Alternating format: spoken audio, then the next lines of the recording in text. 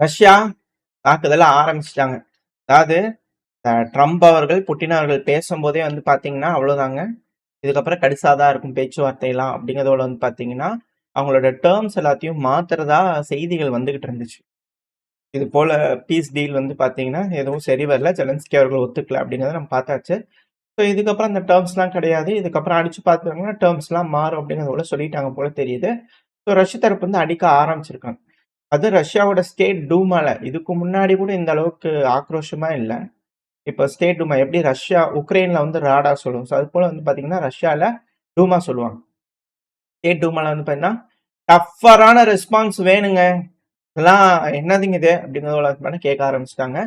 So டஃப்பரான response அப்படிங்கிறது எந்த அளவுக்கு இருக்கும் அப்படிங்கிறது தெரியல. பட் ஆனா இப்ப இருந்தே லைட்டா ஆரம்பிச்சிருச்சு. ஒடசா ஓப்லாஸ்ட் அது 2 போர்ட் ப்ரிவெத்னே, க்ரோனோமோர்ஸ்க் போர்ட்ல வந்து பார்த்தீங்கன்னா, பயங்கரமான அட்டாக். ஆயில் ஸ்டோரேஜ் ஃபெசிலிட்டியவே அடிச்சுட்டாங்க.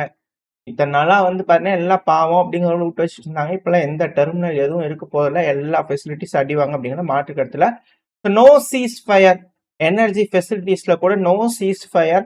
டிஸ்பைட் ஐஸ் பொழிவு அதிகமா இருந்தாலும் சரி, எதுவா இருந்தாலும் சரி, வின்டர்ல கடுமையான ஒரு அஃபென்சிவ் ஆபரேஷன் இருக்க போகுது அப்படிங்கிற மாற்று கருத்துல. ஸோ போர் ஆரம்பம் அப்படிங்கிற பல அனலிஸ்டோட கருத்துக்கள் இருக்கு. ஏன்னா வரக்கூடிய தகவல்கள் அது போல இருக்கு. 2026 அப்படிங்கிறது ரொம்ப டஃப்பா தான் இருக்கும் அப்படிங்கிற மாற்று கருத்து இல்லை அப்படின்னு பல அனலிஸ்ட் உறுதிப்பட சொல்றாங்க. வெயிட் பண்ணி பார்ப்போம். அது போல எதுவும் இல்லாம இருந்தா பரவாயில்ல. அது மட்டும் இல்லாம உக்ரைனோட ஆன்டி கரப்ஷன் ஏஜென்சிஸ், அதாவது இப்ப ஜெலன்ஸ்கி அவர்கள் நினைச்சா கூட என்னதான் செஞ்சாலும் இப்ப உக்ரைன்ல வந்து பாத்தீங்கன்னா பார்லிமெண்ட்ல ஓட்டெடுப்பு அப்படிங்கிறது போல வச்சாங்கன்னா ஒரு சட்டத்தை கொண்டு வர முடியாது போல தெரியுது. அந்த அளவுக்கு வந்து பாத்தீங்கன்னா ஊழல்கள் வந்து பாத்தீங்கன்னா ஊறி போயிருக்குது இந்த பீப்புள் ஆஃப் த சர்வெண்ட் பார்ட்டின்னு உக்ரைன்ல இருக்கக்கூடிய கரப்ஷன் யூனிட் வந்து அந்த குரூப் இருப்பாங்க இல்லையா, ஆன்டி கரப்ஷன் குரூப். அவங்க வந்து பாத்தீங்கன்னா சொல்ல ஆரம்பிச்சுக்கிறாங்க 5 நபர்கள் அடுத்த சஸ்பெக்ட்லாம் இல்ல, ஆணித்தனமா ஆதாரத்தோட சொல்றாங்க. வாட்ஸ்அப்லாம் வந்து பார்த்தா டபுள் டேப் பண்ணி எடுத்துக்கிறாங்க ஆன்டி கரப்ஷன் ஏஜென்சிஸ், உக்ரைனோட ஆன்டி கரப்ஷன் என்ஐபிஓ. என்ன சொல்றாங்க அப்படின்னா, இந்த 5 எம்பிஸ் இருக்கிறாங்க இல்லையா, இவங்க பார்லிமெண்ட்ல ஒரு ஓட்டு போடுறதுக்கு குறைஞ்சது சும்மா சின்ன ஓட்டு அப்படின்னா 5000, 2000. இதே ஒரு பெரிய அளவுல வந்து பாத்தீங்கன்னா ஓட்டு போடணும் அப்படின்னா 20,000. அது டாலர்ஸ் காசு இல்ல, டாலர்ஸ். அவங்க ஊரு காசு ஹர்னியஸ், அதில் ஒத்துக்க மாட்டோம். டாலர்ஸ்ல கொடுங்க அப்படிங்கிறது போல வாங்கியிருக்கிறாங்க. 2021 இருந்து வாட்ஸ்அப்ல சேட், இதுக்குன்னு ஒரு குரூப் நடந்திருக்கு. இவங்களுக்கு வந்து பாத்தீங்கன்னா இப்படிலாம் கிடையாது. இதுக்குன்னு தனியா வந்து பண்ண ஒரு வாட்ஸ்அப் அக்கௌண்ட் ஆரம்பிச்சு தனித்தனியா பினாமிஸ் இருக்காங்க. அவங்க மூலியமா வந்து பண்ண பணங்கள் போயிருக்கும். இது போல வந்து பண்ண ஃபுல் நெட்வொர்க்கே வந்து பண்ண கிராக் பண்ணிக்கிறோம் அப்படிங்கிற சொல்லிக்கிறாங்க. ஒரு நபர்களா வந்து பாத்தீங்கன்னா கலந்துட்டு இருக்காங்க. இதுக்கப்புறம் வச்சாங்கன்னா மெஜாரிட்டியும் இருக்காது, ஒண்ணு இருக்கா முதல்ல ராடாவே இருக்காது. அப்புறம் எப்படி அப்படிங்கிற கேள்விகள் வருது. அதாவது சக்தி திருமகன் படம் பார்த்துருந்தீங்கன்னா தெரிஞ்சிருக்கும். அவங்க உள்ள போய் கொஞ்சம் டீட்டெயில்ஸ்லாம் வாங்கிட்டு வந்திருப்பாங்க போல தெரியுது உக்ரைனுக்குள்ள. எப்படிங்க அதே மாதிரி இருக்குது, ஒரு கேள்வி கேட்கறதுக்கு இவ்வளோ ரூபா சட்டசபையில அப்படின்னு ஒண்ணு சொல்லுவாங்கல்ல.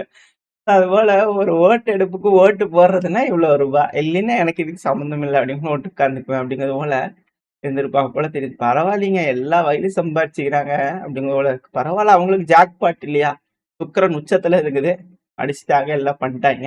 இப்போ அவங்க சேஃபா போயிட்டாங்க அப்படின்னா பரவாயில்ல. யாரெல்லாம் தப்பிக்கிறாங்க, யாரெல்லாம் மாட்டுறாங்க அப்படிங்கிறது பார்க்கலாம்.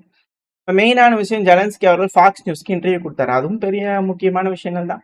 அதுல இருக்கக்கூடிய ரொம்ப நேரம் பேசியிருப்பாரு, உங்களுக்கு அந்த விஷயங்கள் தெரிஞ்சிருக்கும். பட் இருந்தாலும் அதுல இருக்கக்கூடிய ரொம்ப முக்கியமான விஷயங்கள், விடுபட்டு போயிருக்கையில் ஏதாவது ஒரு விஷயம் அப்படின்னா ரொம்ப முக்கியமான விஷயங்கள், நுணுக்கங்களான விஷயங்கள் ஜெலன்ஸ்கி அவர்கள் சொல்லுவார்ல, அக்கு வேற ஆணி வேற. அதுல என்ன ஒரு பாயிண்ட்னா, முதல் பாயிண்ட், இந்த வருஷம் 2022 நீங்க எடுத்து பாத்தீங்களா, அதாவது அந்த எதிரில் இருக்கக்கூடிய ஆங்கர் கேட்கக்கூடிய கேள்வி, எப்படி நீங்க ஜெயிப்பீங்க, என்ன மாதிரி உங்களோட ஸ்ட்ராட்டஜிஸ் இருக்கு அப்படிங்களோட கேட்பாங்க இல்லையா. ஸோ அது போல கேள்விகளுக்கு ஜெலன்ஸ்கி அவர்களோட பதில் என்னவா இருக்குன்னா, இந்த வருஷம் 2022 நீங்க பாத்தீங்களா, ரஷ்யாவோட ராணுவத்துல ஆட்கள் இணைப்பு அப்படிங்கிறது குறைஞ்சிருச்சு, நின்றுச்சுன்னே சொல்லலாம். அதிகப்படியான வீரர்களை இணைக்கவே இல்லை ரஷ்யா.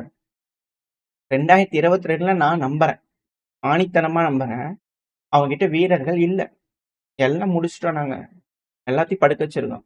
ஸோ அதனால புட்டின் அவர்கள் மொபைலைஸ் பண்ண அவங்க மக்களை வந்து பண்ண மொபைலைஸ் பண்ணுவாரு. இதைய வந்து பாத்தீங்கன்னா 2022 இந்த கதை தான் சொல்லிட்டு இருக்கிறாங்க இந்த மேற்கு கண்ட்ரி. பட் ஆனா இப்ப இவர் திருப்பி அதை சொல்றாரு, 2026ல புட்டின் அவர்கள் போர தொடங்கணும்னா, கன்டின்யூ பண்ணா மக்கள மொபைலைஸ் பண்ணும். அதுக்கு தான் வெயிட் பண்றோம். அப்படி மக்கள மொபைலைஸ் பண்ணா, மக்கள் வந்து பார்த்தீங்கன்னா, அவருக்கு எகென்ஸ்ட்டா போராடுவாங்க. கண்டிப்பா ஒரு மாற்றம் வரும். நாங்க அதுக்கு தான் வெயிட் பண்றோம். அப்படிங்கும்போது அது ஒரு பாயிண்ட். அதுக்கு அடுத்த பாயிண்ட் மிக முக்கியமான பாயிண்ட். நெறைய விஷயங்கள் பேசினா, நான் அதில இம்பார்ட்டன்டான பாயிண்ட் மட்டும் சொல்றேன்.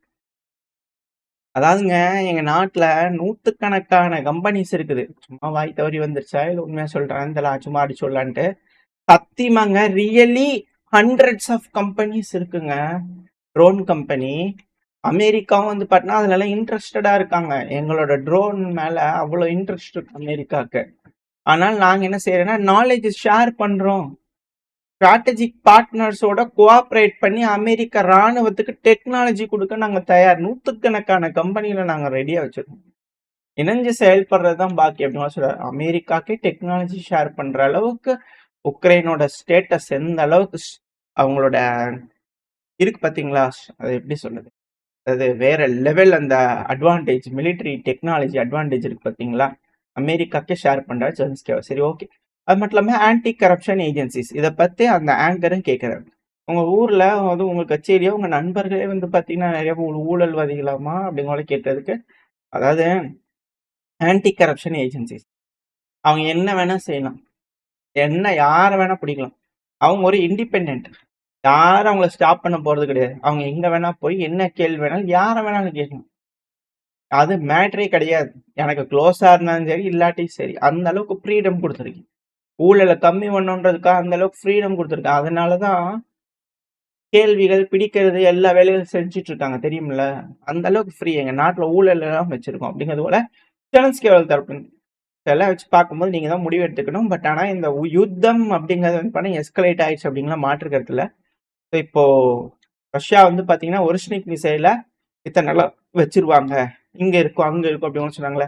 வச்சாச்சு.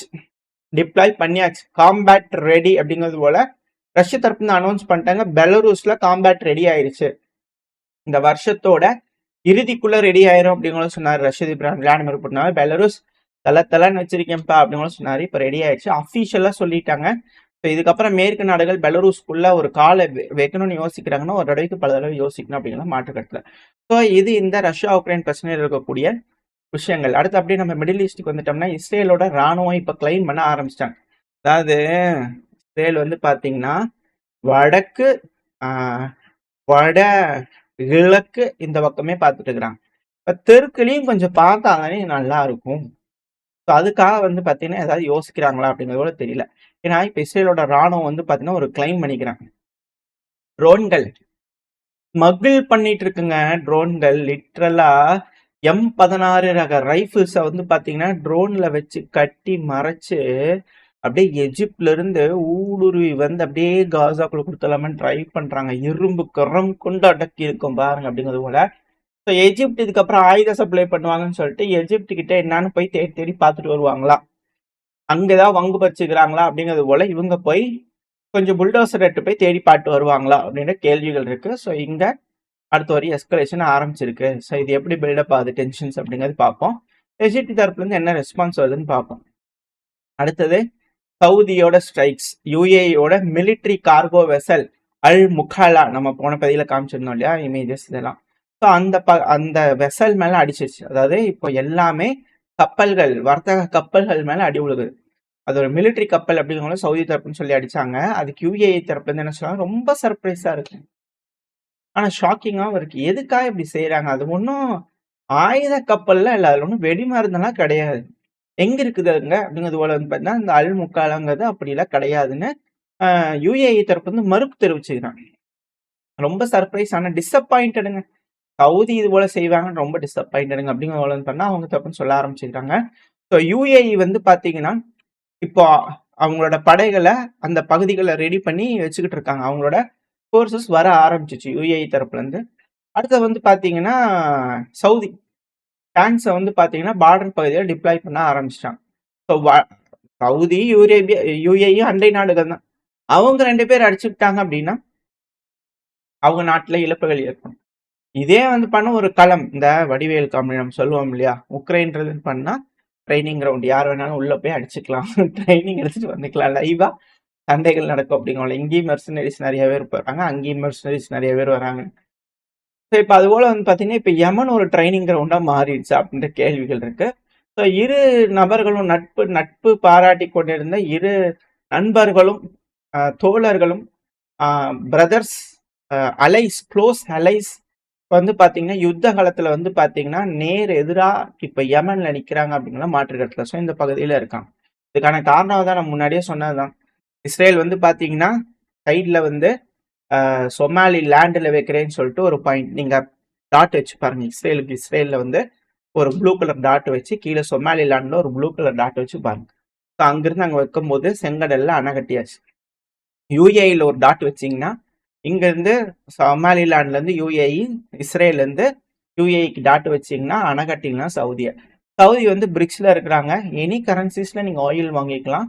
ஸோ அமெரிக்காவோட போட்டிருக்கக்கூடிய அந்த ஒப்பந்தங்கள் முடிவுக்கு வரப்போகுது. ஸோ அதுல இருந்து அவங்க வெளியும் வரப்போறாங்க.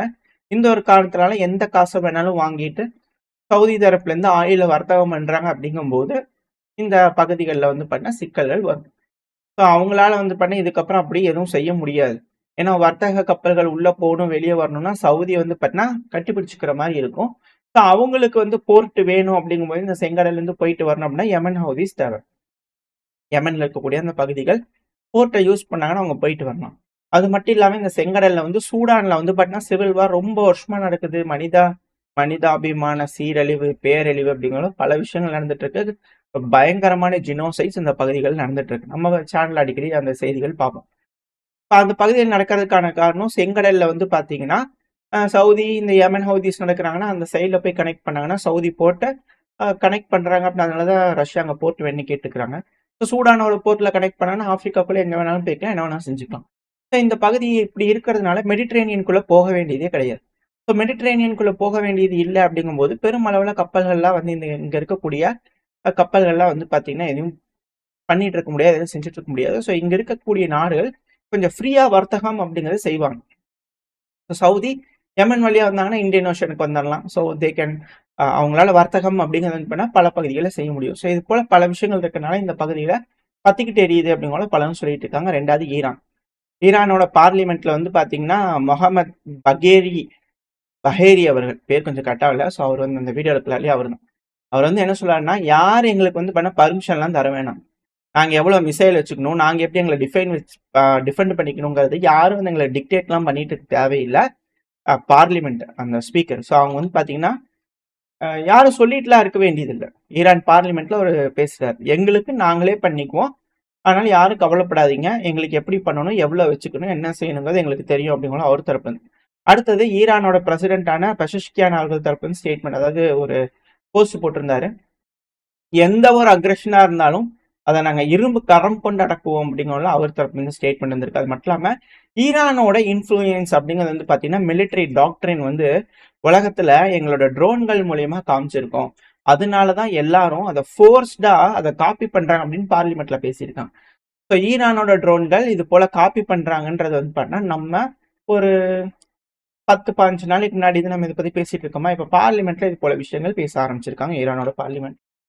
ஈரான் வந்து பாத்தீங்கன்னா ரெடி ஆயிட்டு இருக்காங்க. அடுத்து நார்த் கொரியாவோட கிம் ஜாங் உன் அவர்கள் தொடர்ந்து சப்மரீன் செக் பண்ணாரு, மிசைல் சோதனை பண்றாரு, இப்போ மியூனிஷன் ஃபேக்டரிக்கு போய் வந்து பண்ண செக் பண்றாரு, இன்ஸ்பெக்ஷன் பண்ணிக்கிறாரு, எப்படி தயாரிக்கிறாங்க ராக்கெட்ஸ் 600 mm KN-25 ரக ராக்கெட் சிஸ்டம்ஸ்ல எப்படி பண்ணிட்டு இருக்கீங்க, ப்ரொடியூஸ் பண்றீங்களே நல்லா இருக்கா, ஸ்ட்ராட்டஜிக் அட்டாக் மீன்ஸ்ல வந்து பண்ணா ரெடியா இருக்கணும், அர்ஜென்ட்டா வந்து பண்ணா மாசா ப்ரொடியூஸ் பண்ணும். இதோட ரேஞ்ச் வந்து பண்ணா தோராயமா 380 இருந்து 400 கிலோமீட்டருக்குள்ள இருக்கலாம் அப்படின்னு சொல்லப்பட்டார். ஸோ நார்த் கொரியா ரெடி ஆகிட்டு இருக்கிறாங்க. அங்கே சீனா 2வது நாளாக ட்ரில் பண்ணிட்டு இருக்கிறாங்க. சவுதி பயங்கரமாக அட்டாக் பண்ணிட்டு இருக்கிறாங்க. ரஷ்யா உக்ரைன் பிரச்சனை உக்கிரமாக ஆரம்பிச்சிருக்கு. ஸோ உலகம் 2026 அமைதி அப்படிங்கிறதுக்கான எந்த ஒரு எண்ணமும் எந்த ஒரு பேச்சும் கண்ணு கெட்டின தூரம் வரைக்கும் இல்லை. ஸோ 2026 கடுமையான சிக்கல்கள் இந்த உலகத்துக்கு இருக்க போது அது எப்படி தலைவர்கள் மீண்டு வர போறாங்க அப்படிங்கிறத வெயிட் பண்ணி பார்க்கலாம். ஓரளவுக்கான தகவல்கள் இந்த பையில பார்த்துருப்போம்னு நினைக்கிறேன். இதோட இந்த பையன் நான் முடிச்சுக்கலாம். இந்த பதிவு எப்படின்னு உங்களுக்கு பிடிச்சிருக்கா? பிடிச்சுன்னா லைக் பண்ணிட்டு உங்க ஃப்ரெண்ட்ஸ் நம்மளோட ஷேர் பண்ணிக்கோங்க. அது கூட மறக்காம நம்ம சேனலும் சப்ஸ்கிரைப் பண்ணலாம், மறக்காம சப்ஸ்கிரைப் பண்ணிக்கோங்க. அப்பதான் யூடியூப் மதிச்சு நம்ம போடக்கூடிய வீடியோக்களை 4 பேருக்கு ப்ரொமோட் பண்ணும். உங்களோட அன்பாதரவும் எனக்கு எப்போ இருக்கும்னு நம்பிக்கிறேன். இந்த பதிவு நான் முடிச்சுக்கலாம். இந்த பதிவு நல்லா இருக்குன்னு நம்பிக்கை அடுத்த சந்திக்கிறேன். Stay safe. பை.